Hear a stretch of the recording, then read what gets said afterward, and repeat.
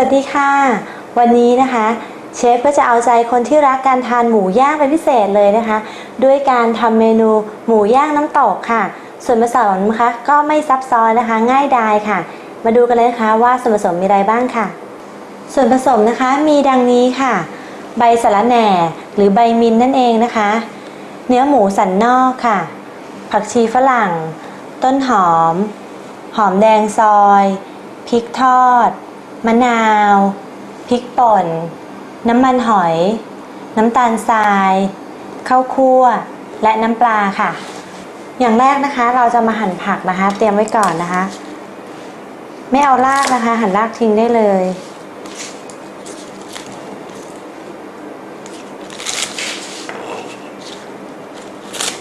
ซอยนะคะประมาณ1 เซนติเมตรค่ะ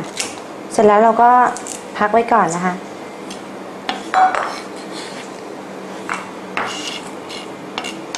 หลังจากนั้นนะคะเราก็จะมาหมักหมูกันนะคะเนื้อหมูสันนอกนะคะเราก็จะใช้ซ่อมจิ้มให้ทั่วนะคะการที่เราใช้ซ่อมจิ้มให้ทั่วตัวเนื้อหมูนะคะเพื่อช่วยในการที่เวลาเราหมักเครื่องปรุงแล้วนะคะมันจะได้ซึมซาบเข้าเนื้อได้ดียิ่งขึ้นนะคะเสร็จแล้วนะคะเราก็จะมาใส่น้ำมันหอยกัน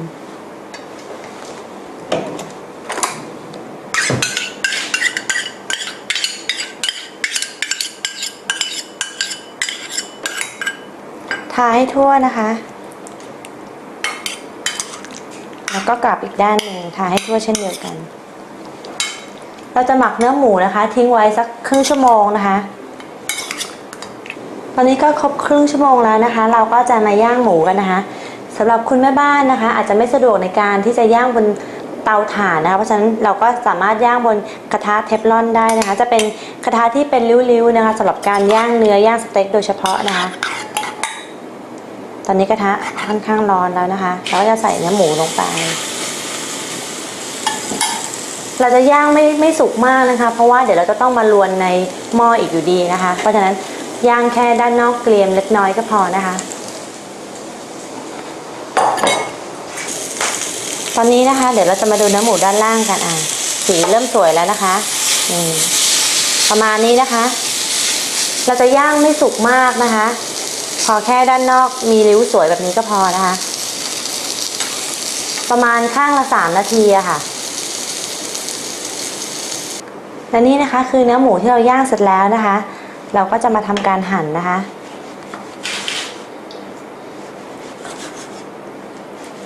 เราจะหั่นไม่หนาเกินไปไม่บางเกินไปนะคะ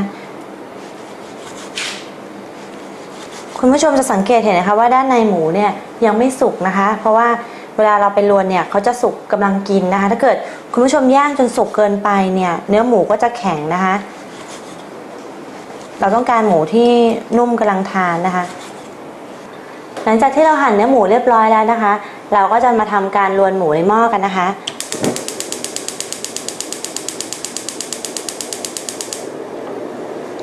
อย่างแรกนะคะคุณผู้ชมก็ใส่น้ำซุปนะคะสักครึ่งทัพพีนะคะ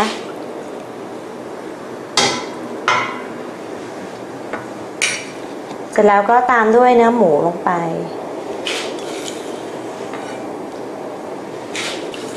คนนะคะให้เนื้อหมูและน้ำซุปเริ่มแห้งนะคะเราถึงจะมาทำการปรุงกันตอนนี้นะคะเนื้อหมูค่อนข้างสุกแล้วนะคะเดี๋ยวจะมาทำการปรุงกันเลยนะคะพริกป่นค่ะเผ็ดมากเผ็ดน้อยนี่แล้วแต่คุณผู้ชมนะคะข้าวคั่วค่ะ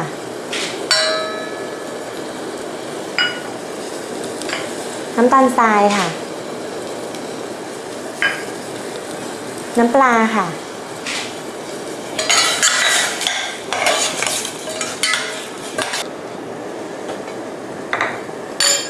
เสร็จแล้วใส่หอมแดงค่ะ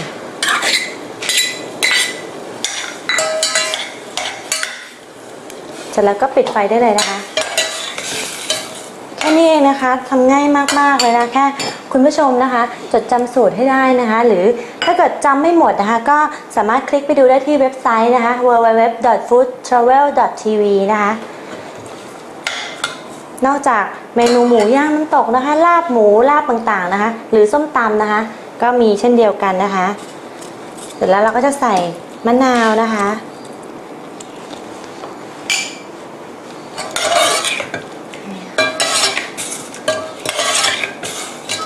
คลุกเคล้าให้เข้ากันแบบนี้นะคะเสร็จแล้วนะคะเราจะใส่ผักชีฝรั่งและต้นหอมค่ะ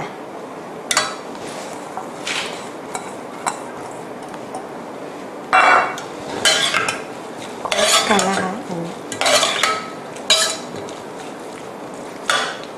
เรียบร้อยแล้วค่ะเดี๋ยวเราจะมาจัดใส่จานนะคะเสร็จเรียบร้อยแล้วนะคะเดี๋ยวเราจะมาตักใส่จานกันเลยโอ้โหน่าทานมากๆเลยนะคะสำหรับหมูย่างน้ำตกวิธีทำก็ไม่ยุ่งยากเลยนะคะทานคู่กับข้าวเหนียวนะโอ้โหแค่นี้คุณผู้ชมก็อร่อยแล้วค่ะจานนี้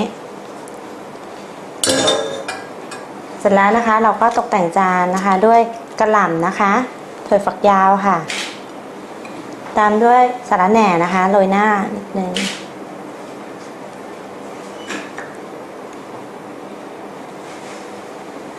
แล้วก็พริกทอดค่ะ